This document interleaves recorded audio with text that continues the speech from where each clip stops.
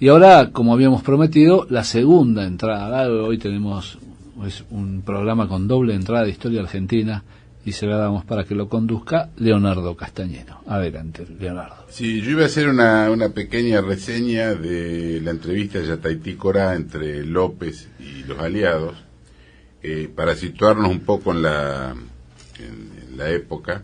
Sí. Había habido una batalla que se llamó de Curuzú, que los aliados habían ganado con relativa facilidad, y que le dio ánimo a los aliados. Pensaban que ya era todo pan comido y que tenían la guerra ganada. Entonces se estaban preparando, digamos, y discutiendo incluso entre los distintos jefes aliados quién se iba a quedar con los laureles de la próxima derrota paraguaya. Mientras tanto, López y los paraguayos se empezaron a armar trincheras en Curupaití, que fue precisamente donde Mitre fue brutalmente derrotado, que murieron 10.000 argentinos, 10.000 aliados y 192 paraguayos. En el interín, digamos, entre Curuzú y Yataití y la batalla de Curupaití, como dije, los paraguayos estaban armando las trincheras en Curupaití y los aliados estaban discutiendo a ver quién se iba a quedar con los laureles de la próxima batalla. Pero el 11 de septiembre de 1866 se produjo un hecho inesperado, porque ante el ala derecha del ejército aliado se presenta un capitán paraguayo que se llamaba Francisco Martínez. Se presenta con bandera de parlamento. Las avanzadas argentinas lo reciben a balazos y entonces debe retirarse Martínez. Pero al día siguiente insiste otra vez y vuelve a aparecer frente a las tropas aliadas y le logra entregar una nota del mariscal López invitando a Mitre a una conferencia a realizarse en el lugar y horario que Mitre quisiera o eligiera. La entrevista se produjo entonces en Yataití Corá el 12 de septiembre de 1866. Dicen que López llegó con un traje de general de división y una sola condecoración, montado en su famoso caballo que se llamaba Mandillú. Mandillú se llamaba. Y acompañado entre otros por su cuñado, el general Vicente Barrios, sus hermanos Benigno y Venancio López, y por Natalio Taravera, que fue el periodista, digamos, el cronista de la guerra. Exactamente. Mitre, en cambio, llega con un traje de lo más desconcertante. El coronel Thompson lo describe así, dice: el uniforme que vestía Mitre era una casaca negra con cinturón y tiros blancos, y un chamberguito negro de fieltro con plumas negras. Con una espada al flanco, estaba delgado y macilento, tal vez por las preocupaciones bélicas de Boquerón. Tenía cierta semejanza con Don Quijote. Entonces, en vez de yelmo llevaba un gorrito con plumas. Sí, un gorrito con plumas. La cuestión que se aproximan las dos, digamos, delegaciones, y cuando estaban a una distancia de 40-50 metros, echan pie a tierra y se acercan, se dan la mano.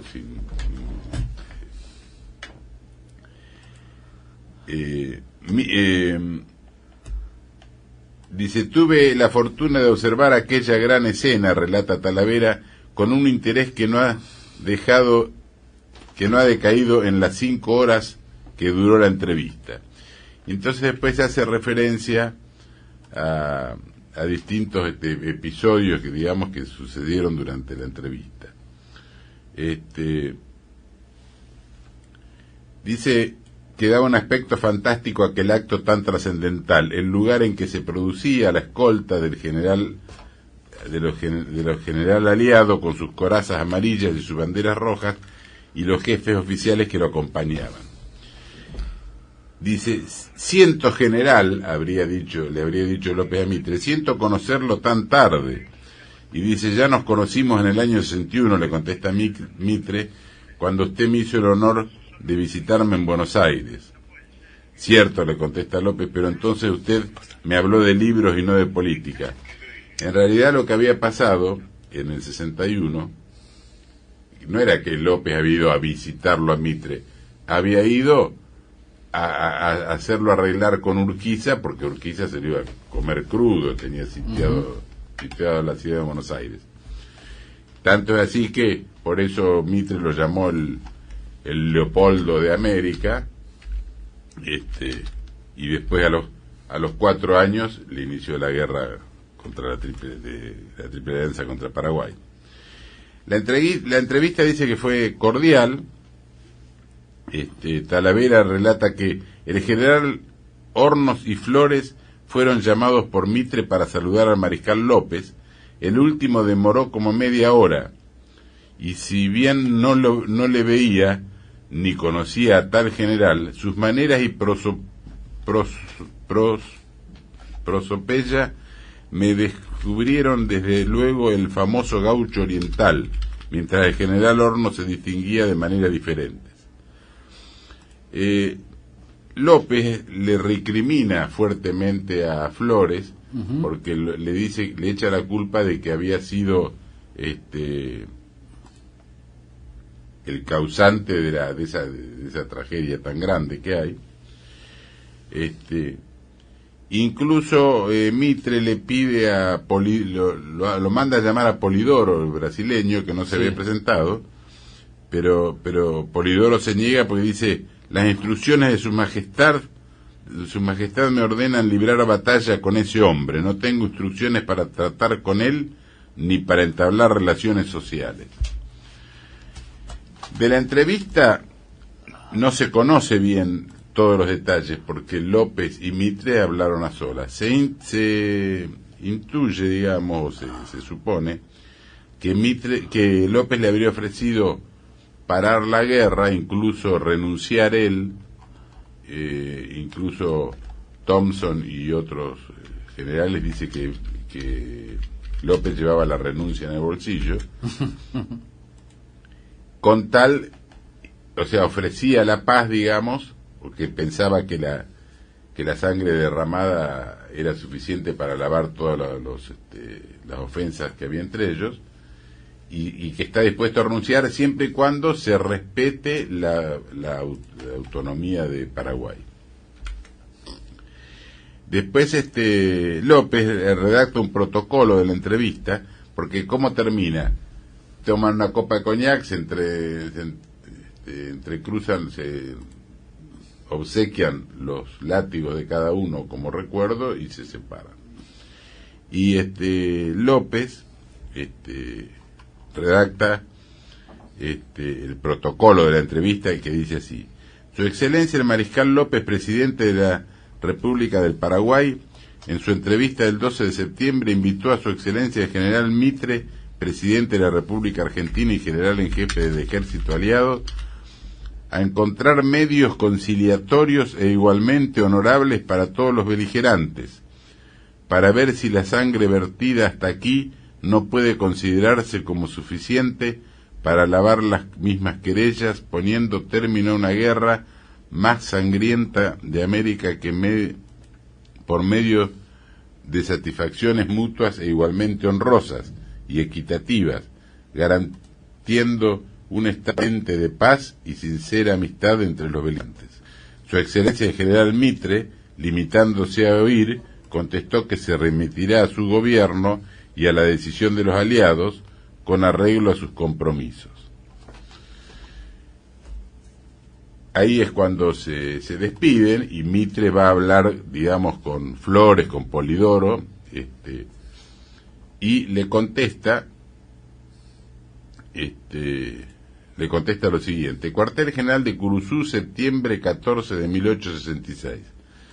Al excelentísimo mariscal don Francisco Solano López, presidente de la República del Paraguay y general en jefe de su ejército, tengo el honor de transmitir al conocimiento de vuestra excelencia según lo tenía ofrecido, que comunicada a los aliados la invitación conciliatoria que usted se sirvió a hacerme el día 12 del corriente en nuestra entrevista en Yataití, Corá, hemos convenido de conformidad con lo ya declarado por mí en aquella ocasión, en referirlo todo a la decisión de los respectivos gobiernos, sin hacer modificación alguna a la situación de los beligerantes. O sea, le rechaza, digamos, la posibilidad de paz. Incluso después los brasileños, el imperio, digamos, se le da largas al asunto, pero no llegan a nada. Después, al día siguiente, López le vuelve a contestarla, porque, claro, Mitre habló con ellos, le hace esta contestación, dice que van a seguir la guerra, entonces López le vuelve a contestar, dice, al día siguiente contesta López: al excelentísimo señor brigadier general don Bartolomé Mitre, presidente de la República Argentina y general en jefe del ejército aliado. Cuartel general de Paso Pucú, septiembre 15 de 1866. Acusa usted recibo de la nota que ayer tarde me hizo el honor de dirigir desde el cuartel general de Curuzú, diciendo que había convenido con sus aliados referir a sus respectivos gobiernos el motivo de nuestra entrevista del 12 en Yataití, Corá.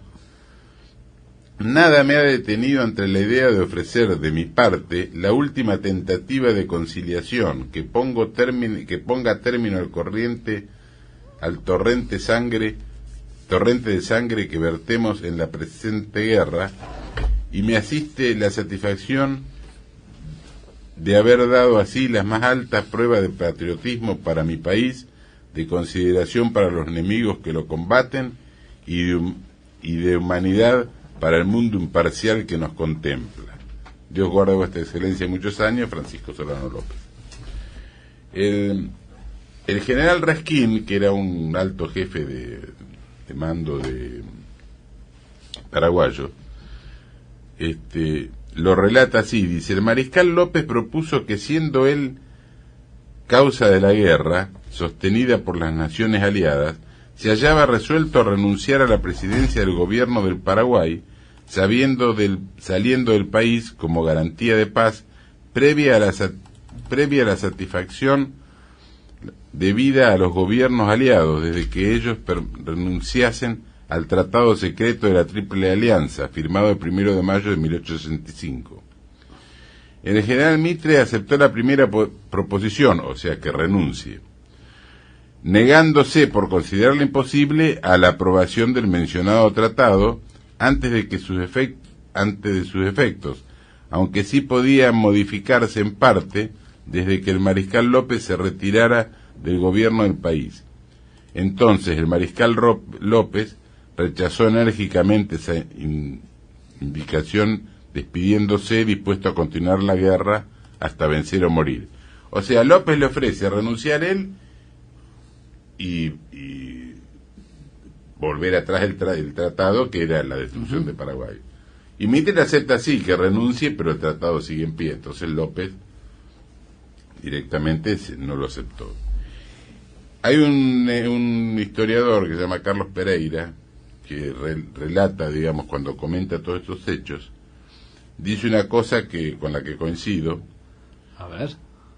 Dice: el presidente de Paraguay volvió de la entrevista de Yataití, Corá, trayendo un título para exigir el sacrificio de sus soldados. No se batirían en defensa del poder o de los errores del presidente López. La intransigencia de Mitre era la prueba de que los paraguayos se batían por su patria en el sentido más alto de la expresión. Así que bueno, ahí terminó la entrevista de Yataití, Corá, y continuó la guerra. Muy bien, entonces continuaremos el día martes. El día martes. Dios mediante.